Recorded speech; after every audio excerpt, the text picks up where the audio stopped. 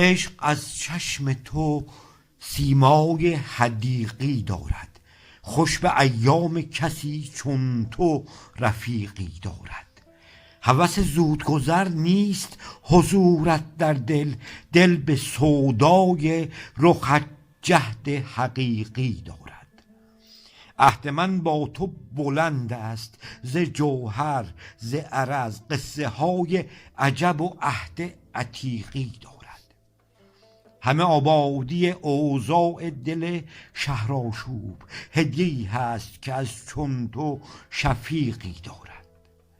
دل برازنده حکم است به اقلیم وصال، چون سرانگشتریش از تو عقیقی دارد.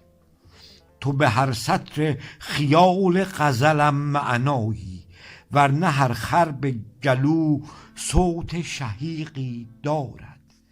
گفتن از عشق به جز نام تو ناممکن شد، چون که هر نیل مسیری و طریقی دارد.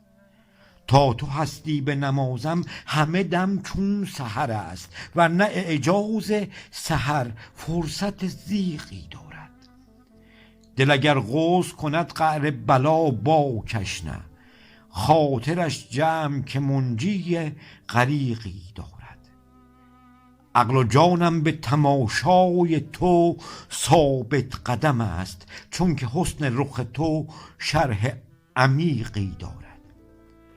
شرح حال غزل این است تو را از طالب، عشق از چشم تو سیمای حدیقی دارد.